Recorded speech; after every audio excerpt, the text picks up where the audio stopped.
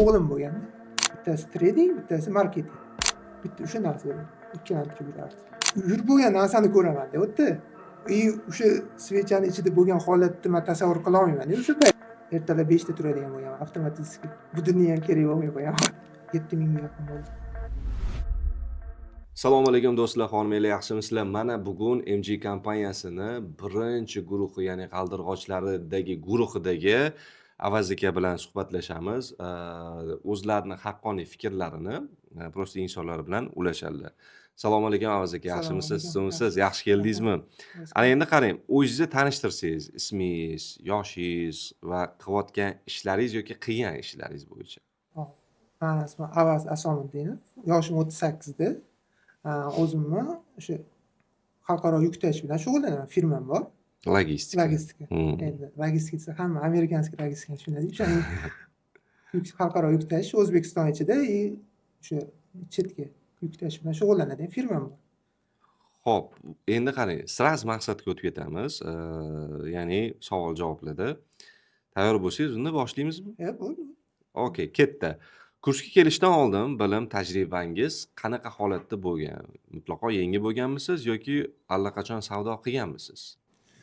Kursdan oldin men o'zim samochka o'qiganman-da.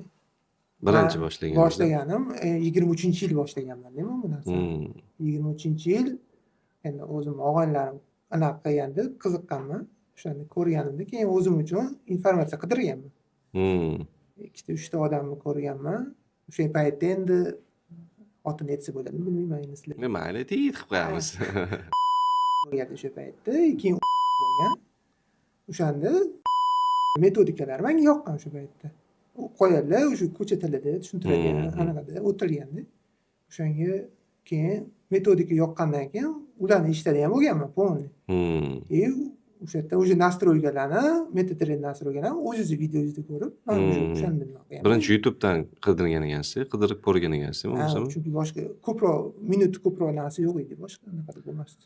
Xo'p, yaxshi. O'sha paytda sizni eng ko'p qiynagan muammo yoki qo'rquv nima bo'lgan mana shu trading sohasida? Qo'rquv bo'lmagani, prosta bo'sh vaqtim bo'lganda kirib qaraydigan bo'lganman-da bu paytda. Chunki bo'sh vaqtim bo'lgan payt bo'lganda. Xo'p, yaxshi. Tradingni o'rganishingizga, ya'ni o'rganishga qaror qilishingizga nima turtki bo'lgan sizda? Hozir javobi sal uzoqroq bo'ladi. O'g'lim bo'lganda. Xo'p. 23-yil o'g'lim 6 yosh bo'lgan. 6 yosh bo'lgan. Bir aytib berdingiz. O'sha o'ziga aytib berganman endi. Bu yerdan yana aytaman, boshqa anaqa yo'q-da. 6 yosh bo'lgan. O'sha paytda 10 yildan keyin ko'rganman-da. 6 yosh bo'lsa, 16 yosh bo'lganda nima ish qiladi deganman. O'sha paytda o'ylab ikkita narsa topganman. Bittasi trading, bittasi marketing. Marketing bilmayman. Marketing men o'zim qiziqib ko'rganman, o'xshata olmaganman. U videoda ko'rib, keyin trading qarasam, o'zimning xarakterimga tushadigan bo'lgan.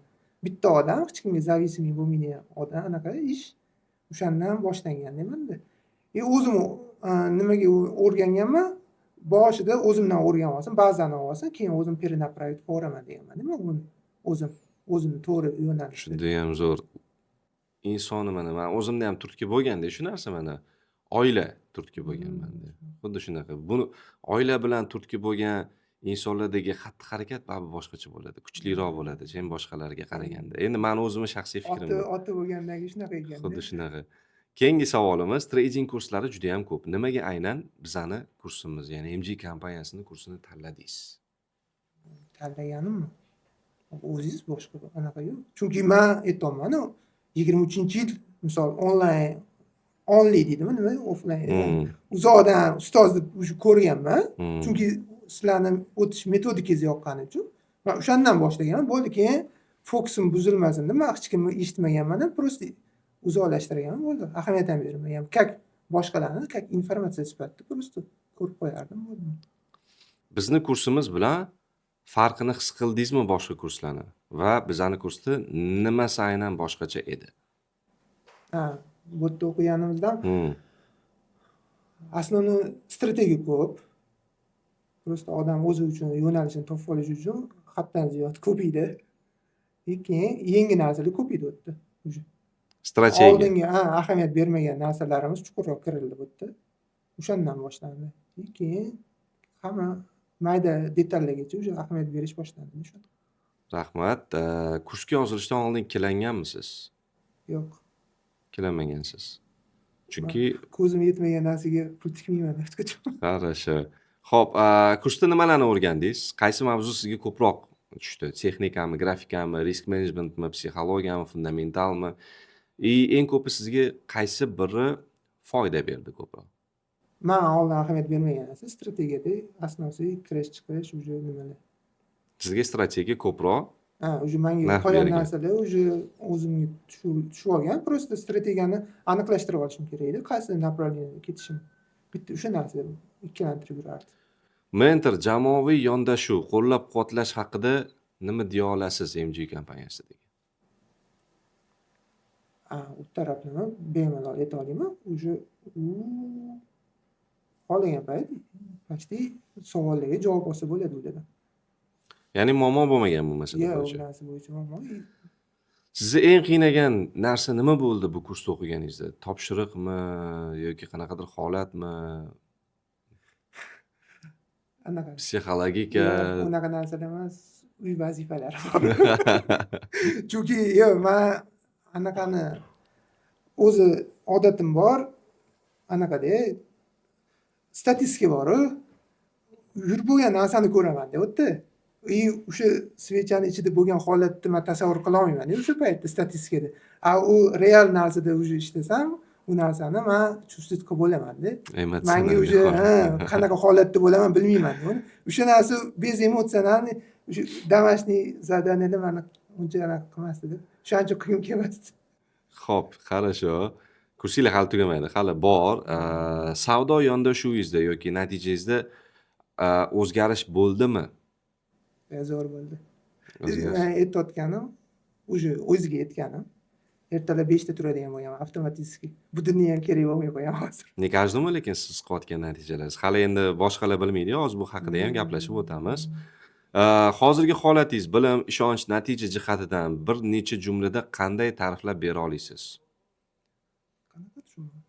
Mana hozirgi holatingizdagi bilimingizni, ishonchingizni, natijalaringizni mana ishonchga chiqyapsiz. Bu bozorda daromad qilsa bo'ladimi yoki yo'qmi deydigan savolda bitta qilib aytadigan bo'lsa. Unaqa qiladigan bo'lsa, bemalol qilsa bo'ladi u narsani. Ishonch foiz aytadigan bo'lsangiz, u где-то 60-70 deya olaman. Chunki 100 ga chiqishim uchun menga bitta komanda kerak. Komanda sal qiyin bo'ldi sizlarda, birlashishinglar qiyin bo'ldi komanda bilan yig'ilib. Xo'p, eng ko'p ishlagan daromadingiz qancha bo'ldi? Anaqadami? Bitta сделкаdan yo общий? Давайте bir oylik natijani olaylik. Bir oylikda o'tadigan bo'lsa, o'tgan yilini aytadigan bo'lsam, bitta 7000 ga yaqin bo'ldi. 7000 ga yaqin. Tashalgan summa depozit? 5000 shunaqa. 5000 ga 7000. Хорошо. Bu endi mavzudan chetki mana bitta yozilmagan narsalardan bittasi. Mana qarang, hozirgi kunda skalperlar, razgonchilar yoki shunga o'xshagan mana qimor deb o'ylayotgan insonlar ko'payib ketyapti, demak, trading sohasida. Ko'p odamlar bu sohani soha deb o'ylamayapti. Mana shu insonlarga o'zingizni fikringiz qanaqa? Menimcha men hali unaqa narsa fikr beradigan darajada bo'lmasam kerak. O'zim uchun biladigan narsam, buni orqasidan pul topishim mumkinligini bilaman. Bu o'yinmasligini ham bilaman. Ko'plar qimor deb o'ylayapti-da bu narsani. Endi hammani qadriyatga borib taqaladi, dunyoqarashi deb o'ylayman menimcha. Meni ham atrofimda to'g'risi men yaqinlarim yo'q trading soha. Men bitta o'zimman-da bu sohaning ichida. Meni yaqinlarim yo'q yonimda. Men ularga ham ayta olmayman bu narsani. To'g'risi. Хорошо. Bu sohada stabil daromad qilsa bo'ladimi yoki yo'qmi? Agar qonun qoidalardan tashqariga chiqmagan holatda ishlasa. Agar chiqmasa qilsa bo'ladi bemalol. Lekin mana shu chiqmaslikni bilib turib, odamlar nimaga mana qonun qoidadan chiqmasdan turib ishlasa, bilishadi, stabil daromad qilisha oladi. Lekin nimaga qonun qoidadan chiqib tashqariga aslida juda ham ko'p insonlar razgonga qiziqib ketishyapti?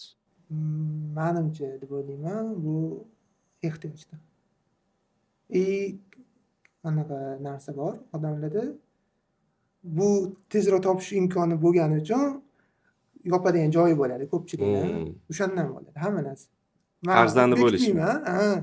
Ham agar hech kimdan qarzi bo'lmagan odam, misol $100 bilan men yaqinda Tohir akani o'zidan taniysiz. Aytdim, "Aka, dedim, topsa bo'ladi, $70 dan ko'tardilar, $150 ga chiqardilar o'shani, $70 narsani." Men aytmoqchiman, ehtiyojdan bu narsa. Agar kimdirga nujdada bo'lsa, kimdir ko'proq pul yopish kerak bo'ladigan joyi bo'lsa, tezroq yopadigan variant vashi bo'lib qoladi hozir.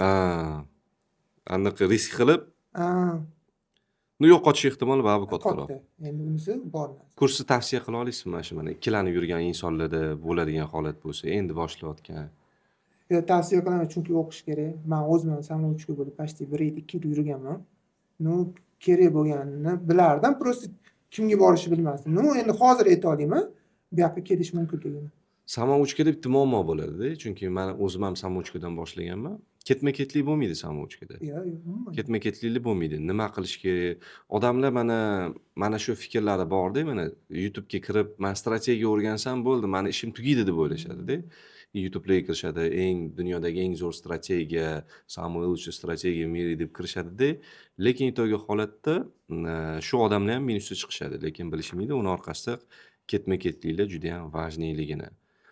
Xo'p, bizani kompaniyani, bizani dasturi, bizani kurslarni yaqinlaringizga yoki do'stlaringizga maslahat bergan bo'larmidingiz? Berganman-a уже 3-4 tasiga. Rahmat.